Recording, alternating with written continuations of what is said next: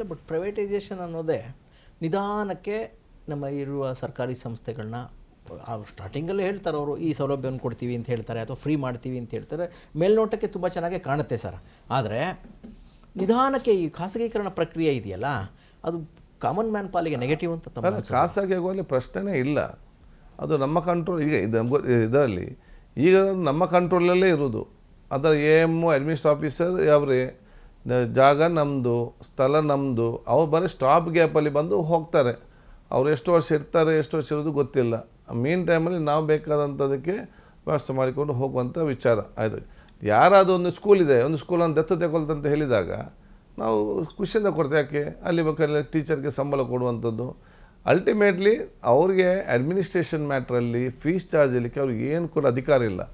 ಅವ್ರು ಬರೀ ಕೆಲಸ ಮಾಡಿಕೊಂಡು ಹೋಗಬೇಕು. ಈಗ 2ನೇ ಬಾರಿ ತಾವು ಏನೋ ಆರೋಗ್ಯ ಮಂತ್ರಿ ಆಗ್ತಾ ಇದ್ದೀರಿ. ರಿಕ್ರೂಟ್ಮೆಂಟಲ್ಲಿ ಮೇಜರ್ ಕೆಲಸ ಆಗಬೇಕಾಗಿದೆ. ರಿಕ್ರೂಟ್ಮೆಂಟ್ ಪ್ರೋಸೆಸ್ ಹೆಂಗೆ ಸರ್? ಏನು ಶುರು ಮಾಡ್ತಿದ್ದೀರಾ? ಏನಾದ್ರು ಲಿಸ್ಟ್ ಇದೆಯಾ ಸರ್? ಏನೇನು ಖಾಲಿ ಇದೆ? ಎಷ್ಟು? ಈಗ ನಮಗೆ MBBS 1800 MBBS ಖಾಲಿದೆ, 900 ಚಿಲ್ಲರೆ ಇವತ್ತು PG ಖಾಲಿದೆ.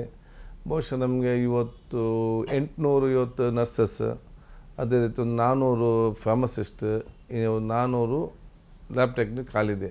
ಅದರಲ್ಲಿ ನಾವು 200 ಲ್ಯಾಬ್ ಟೆಕ್ನಿಷಿಯನ್, 200 ಫಾರ್ಮಸಿಸ್ಟ್ ಈಗ ನಾವು ಒಪ್ಪಿಗೆ ತೆಕ್ಕೊಂಡು ನಾವು ಕಾಲ್ಫರ್ ಮಾಡಿ ನಾವು ಇದನ್ನು ನೇಮಕಾತಿ ಮಾಡ್ತೇವೆ.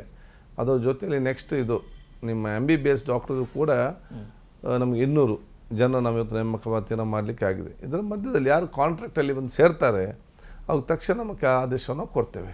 ಸರ್, ಈ ಗ್ಯಾರಂಟಿ ಏನೋ ಜಂಜಾಟದ ಮಧ್ಯೆ ಬಜೆಟ್ ಸರ್, ಎಷ್ಟು ಬಜೆಟ್ ಬೇಕಾಗ್ಬೋದು ಇಲಾಖೆಗೆ? ಹೇಗೆ ಸರ್ ಅದು ಬಜೆಟ್? ಯಾವುದೋ ಕಡಿಮೆ ಆದರೂ ಕೂಡ ಆರೋಗ್ಯಕ್ಕೆ ಮತ್ತು ಹೆಲ್ತ್ಗೆ ಕಡಿಮೆ ಆಗಬಾರ್ದು. ನಾನು ಮುಖ್ಯಮಂತ್ರಿ ಜೊತೆ ಮಾತಾಡ್ತೇನೆ, ಅದನ್ನು ಮಾಡಿಸ್ತೇನೆ. ಲಾಸ್ಟ್ ಒಂದು ಪ್ರಶ್ನೆ ಸರ್, ತಮ್ಮ ಕನಸೇನು ಸರ್? ಆರೋಗ್ಯ ಕ್ಷೇತ್ರಕ್ಕೆ ಸಚಿವರಾಗಿದ್ರಿ, ಆರೋಗ್ಯ ಇಲಾಖೆಯಲ್ಲಿ ಇಂಥದ್ದು ಮಾಡಲೇಬೇಕು ಅಂತ ಏನಾದ್ರು ಕನಸಿದೆಯಾ ಸರ್ ತಮ್ಮ ಹತ್ರ? ಕೆಲವೊಂದು ಕನಸಿದೆ, ಮಾಡ್ತೇನೆ. ಮಾಡುವಾಗ ನಾನು ನಿಮಗೆ ಹೇಳ್ತೇನೆ.